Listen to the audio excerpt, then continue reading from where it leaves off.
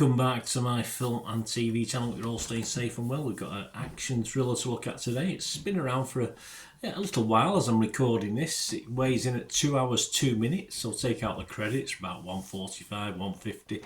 A 12A certificate, directed by James Hawes. Is that how you pronounce it? I think you pronounce it another way, Hawas, but anyway, Hawes. The Amateur we're looking at today, yes, written by Ken Nolan and Gary Spinelli. This one based on the 1981 novel, so we're going back in time, but of course it's not set in the 80s. This is set in modern times by Robert Little, who was previously adapted it into a 1981 Canadian film. So if you've watched that, let me know, is it any good and how this compares. It stars Rami Malek. We'll have a talk about him in a moment. He also produced this. Rachel Brosnan, Catriona Balfe, Michael Stuhlberg, Holt McClany, Julian Nicholson and Lawrence Fishburne. Yeah, I like Lawrence Fishburne's part in this.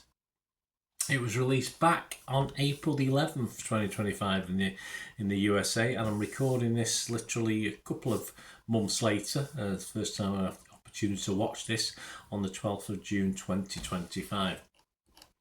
What's it about? Well, it's about, a poor sort of guy who does sort of background work for the CIA, you know, obviously behind the scenes, not a field agent as such.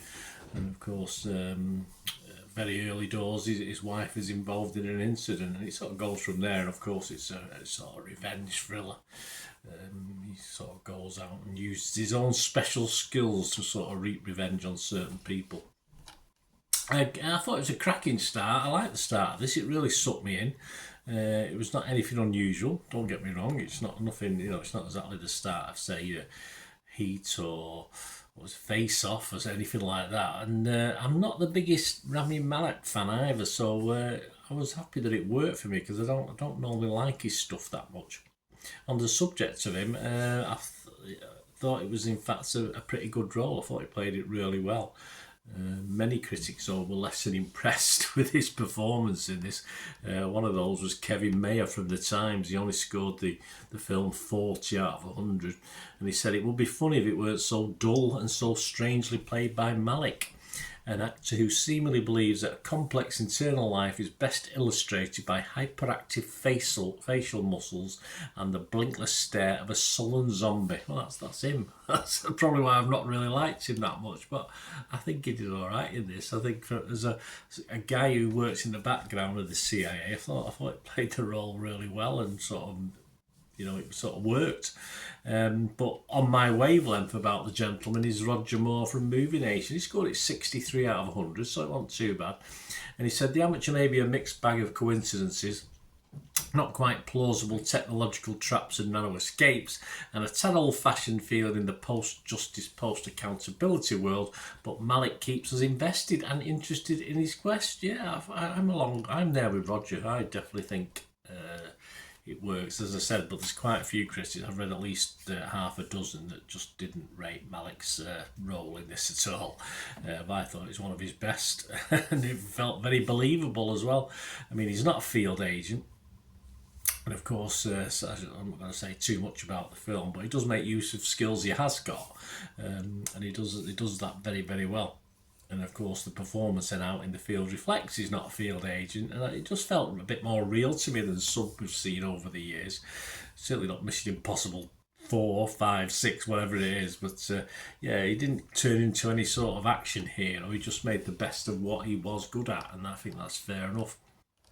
The story is quite formulaic, but there are one or two nice little touches in this that sort of moved it along nicely. And for nearly 2 hours, you know me in films, I mean, I wouldn't have been displeased if this was 15-20 minutes less, but I think it filled the 2 hours pretty well. It kept everything running quite smoothly, and certainly one of the better in this genre of let's say a lower budget that I've seen for a long time.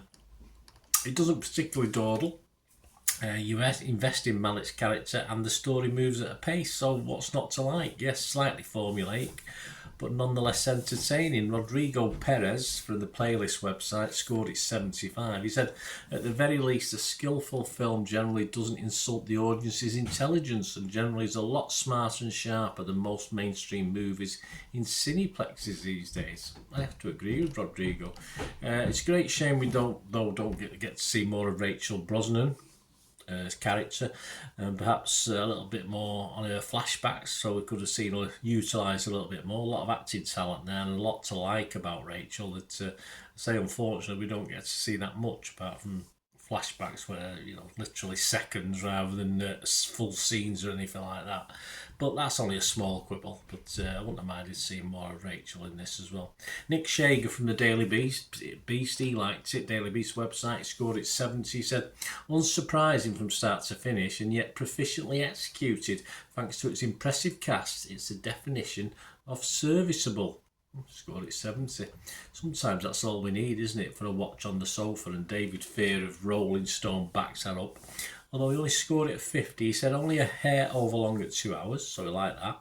This is a kind of disposable airport spy thriller that Hollywood rarely makes anymore, and which generally plays fine, maybe best on cable over a lazy Saturday afternoon. There you go. It may have felt longer at the cinema, but if you sat on the couch watching it, where you can pause it, go make yourself a cup of tea, absolutely fine, no problems whatsoever with this for me. Some other scores: Rotten Tomatoes 61% positivity, that's okay. 178 critics, a big chunk of rotten, 70 rotten, but 108 fresh, so it did okay. It come out on the positive side. The consensus read, Rami Malek is a compellingly unconventional action hero in this otherwise formulaic film, which dispenses justice with solid execution but a curious lack of emotional stakes. I got quite involved in it in the early emotional stakes and what it's all about. I'd have to disagree slightly with that.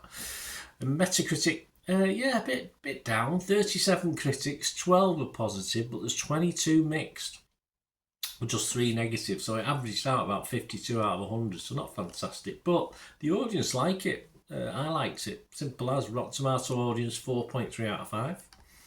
Metacritic users 6.4. And if you go onto Internet Movie Database, there's a big chunk of reviews. As I said, it's been out for a few weeks now, 26,000 scores and reviews, and it's getting a 6.6. So that's healthy. That's very, very healthy. And I think the public probably like it slightly more than the critics, which is never a bad thing, is it? And I count myself as one of the public, and I liked it. So my scores, I was fresh on Rotten Tomatoes, I was positive on Metacritic, and I'm going to give almost what the Internet Movie Database. I only move up in halves and down in halves, so I'm going to give it a 6.5. It's not worth a 7, but I'll give it a 6.5 because was I surprised? I saw some reviews before I watched it, and it was a bit mixed. A couple of people said it could have been better, so I thought, well, I knew it wasn't going to be a disaster. So I was pleasantly surprised that I really did enjoy it, especially, as I said, with Malik in it, who I've not really rated that much over time. But I thought, despite other people not thinking it, I thought he did well in this. Let me know your thoughts, guys. Great to have your opinions on this one. And please, if you are new to the channel, push those buttons, that subscribe button if you've not already done so. Press that like button, guys. And if you can help the channel, or this channel, if you like what I try and do, and you can sort of help us out going forward, all I ever ask is you keep watching for another 45 seconds, a minute or so, just for ways of helping support me, and that'd be wonderful if you can. Cheers, guys. To help me out, guys, if you watch the ads, if the ads on this YouTube ads, that helps in a very little way, but it all helps. It all, watch the pennies and pounds look after themselves, they say, don't they? Or the pennies or the 10p's look after themselves. But if you watch the ads or follow the links on the ads as well, that's always a nice way to support the channel. If you sort of hang on for it, I've done that. I watched other people's and followed the ads, just something I fancied, which does happen from time to time. Of course, you can support me by pushing that subscribe button as mentioned earlier, and that's of course pressing the button so you know when these vlogs are coming out. And of course, I'm always interested in your opinions, and of course, if you can give us a like, that'd be wonderful as well. So thanks for watching, guys. Hopefully I'll join you very, very soon with something else. Until we meet again, I'll never ask one thing, don't I? Please stay safe, everyone. Bye for now.